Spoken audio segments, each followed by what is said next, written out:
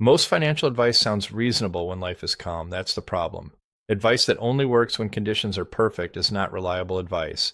And for many people, money decisions are made under pressure, not in ideal circumstances. In this episode, we're going to examine why so much financial advice fails precisely when people need it most, during stress, disruption, and uncertainty, not because the advice is bad, but because it assumes a mental environment that doesn't exist. The hidden assumption behind most financial advice. Most financial advice assumes three things. First, that you have enough mental bandwidth to think clearly. Second, that you can evaluate trade-offs rationally. Third, that you can pause before acting. Under stress, none of those assumptions hold. Stress compresses thinking. It narrows focus. It prioritizes immediate relief over long-term outcomes. Advice that ignores this reality breaks down when pressure enters the system. Stress changes how decisions are made. When stress rises, decision-making changes mechanically. Your brain stops scanning for optimal outcomes and starts scanning for escape routes. Questions shift from, what's the best option, to, what stops the discomfort fastest? This is not a personal flaw, it's a predictable response to cognitive load. Financial advice that requires patience, planning, or delayed gratification becomes much harder to execute when stress is present. Why good advice feels impossible during hard periods. This is why people often say, I know what I should do, I just can't do it. That statement is usually interpreted as a discipline problem. It's not. It's a capacity problem. Stress consumes decision-making resources. It reduces tolerance for complexity. It shortens time horizons. Advice that works in calm periods quietly assumes those resources are available. The difference between knowledge and execution. Knowing what to do is not the same as being able to do it. Execution requires mental energy time, emotional stability, margin for mistakes. Stress erodes all four. This is why advice that looks simple on paper feels overwhelming in real life. Why stress creates false urgency. Stress doesn't just reduce capacity, it distorts priorities. Everything feels urgent. Everything feels immediate. Everything feels like it needs to be fixed now. This creates a dangerous environment for money decisions. Under stress, people are more likely to overcorrect, abandon long-term plans, choose certainty over value, lock in bad trade-offs for relief. Advice that doesn't account for this dynamic is fragile. The advice timing problem. Many financial strategies are introduced at the wrong time. They are offered during income disruption, during family stress, during emotional exhaustion, during financial instability. The advice itself may be sound, but the timing makes it unusable. This leads people to conclude that the advice doesn't work. What actually failed was the assumption about timing. Why stress narrows options under stress, optionality collapses, choices that require weighting comparison, uncertainty, temporary discomfort are subconsciously eliminated. This is why stress decision-making tends to favor immediate fixes, simple narratives, clear actions, short feedback loops. Advice that depends on nuance gets ignored. The feedback loop that makes this worse. When advice fails under stress, people internalize the failure. They assume I'm bad with money. I can't stick to plans. I lack discipline. That belief increases stress, which further degrades decision-making.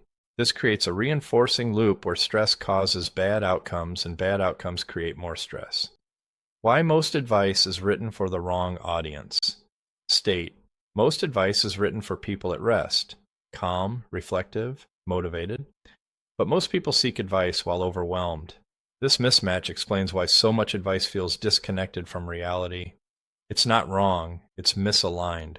So if stress fundamentally changes how decisions are made, what does that mean for how financial advice should be designed? And more importantly, on that, how should you interpret advice when you're under pressure? That's what we'll break down next. Once you understand how stress alters decision-making, the goal is no longer to try harder to follow advice. The goal becomes designing decisions that still work when capacity is low. That requires a different lens. Advice that survives stress has three properties. Advice that works under stress shares three characteristics. First, it reduces decision frequency. Second, it limits downside when choices are imperfect. Third, it requires minimal interpretation in the moment. Advice that fails usually does the opposite. Why fewer decisions matter more than better decisions under stress. The number of decisions matters more than their quality. Every decision carries a cognitive cost.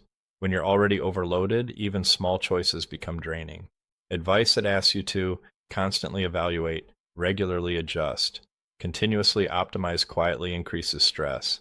Reducing decision count is often more powerful than improving decision logic.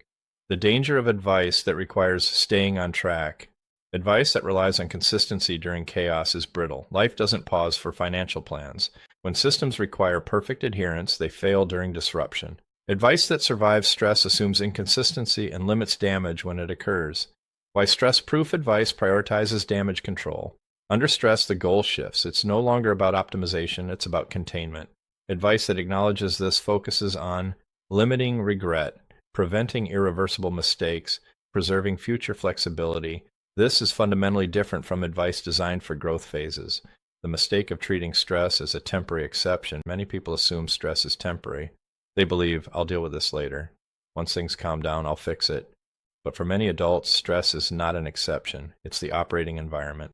Advice that only works during rare calm periods is not practical. Designing for low-capacity days.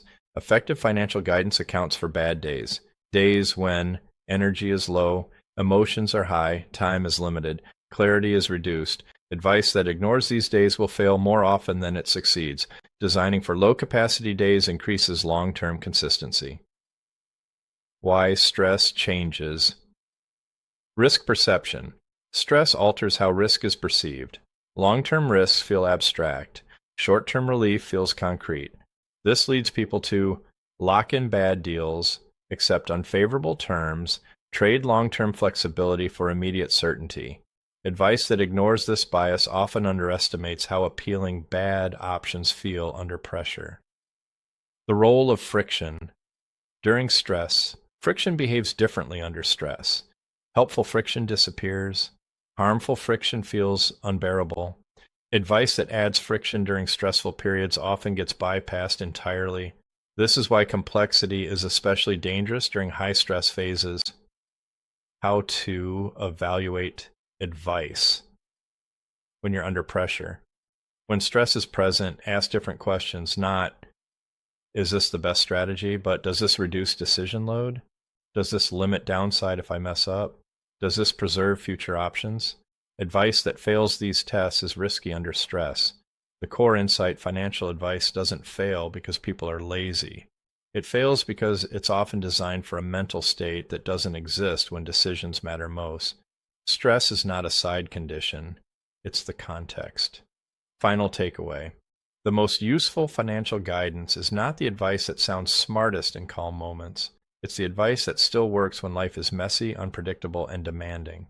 Progress comes from systems that tolerate imperfection, not from plans that assume perfection. If you want financial guidance that accounts for real life, not ideal condition, subscribe to Money Simplified.